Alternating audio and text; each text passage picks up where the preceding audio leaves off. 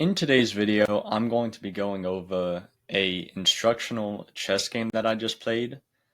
And if you don't know me, I am a 2200 rated chess coach with the aim of helping you to improve at chess. So let's get into it. They played e4 and I play a Sicilian. We go into the open Sicilian.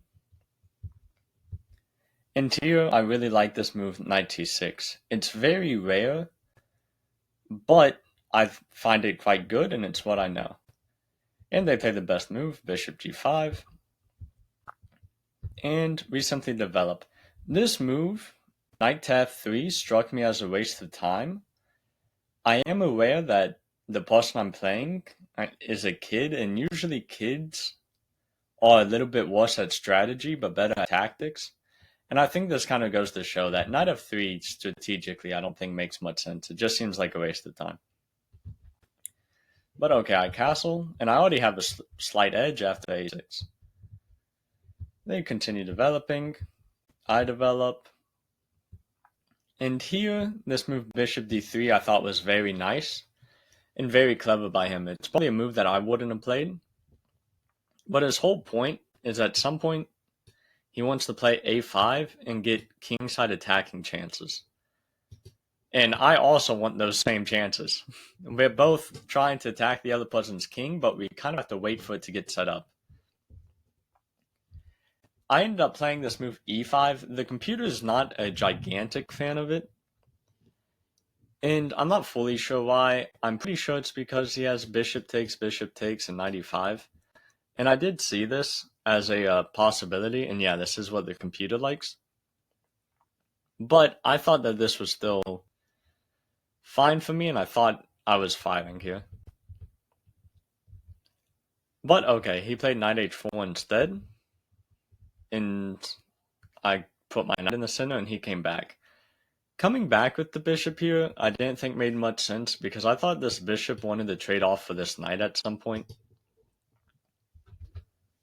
But okay, I start rerouting. This move also attacks his knight, so he has to move it.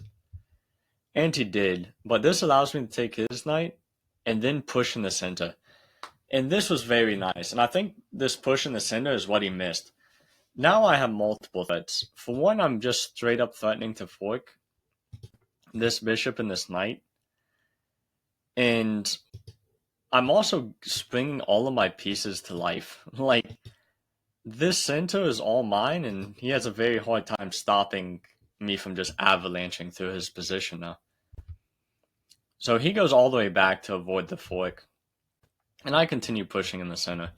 The computer prefers bishop to c5 immediately, which I do play later, but I guess it just wants to keep these pawns as they are for now. But okay, I push, I bring my knight to a square that looks more reasonable. And here I play this move queen to d7.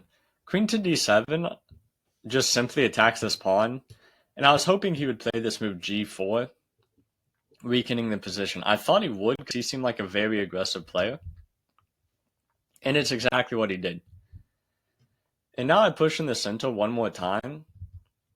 He puts his knight back. And if you look at the pieces, almost all of his pieces are on their back rank. Like, this is just not winning chess. This is not really how you win. So okay, now I finally developed this bishop.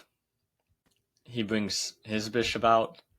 And I set up a queen and bishop battery, where if I push this pawn, I would now be threatening checkmate. So when he attacks my knight, that's exactly what I do. If he takes this knight, he loses on the spot to queen h1 checkmate. And he pushes his pawn, of course, guarding. And now I bring my knight to the center, attacking his bishop. He goes back, and I push forward again. The whole point is that if he plays rook takes, I would have this move d3 with a discover check from the bishop, and I would pick up his rook. That is why he instead just moved his queen up. I guard. And now I actually trapped his queen. His queen has nowhere to move. So I take. push again, giving this check with the bishop. And when he moves this king, I check him one more time with my knight, giving him absolutely no play at all. And after his king moves, this is where the beautiful queen sacrifice comes. Queen takes knight, pawn takes, bishop takes pawn, and after the king moves, we now play knight to g4, bishop f2, and bishop takes f2, checkmate. And yeah, I thought that was a very beautiful tactic. It got me to my highest peak rating of 2227, which I'm still currently at. And yeah, if y'all guys want chess coaching, check the link in the description, and I hope y'all guys really enjoyed this video.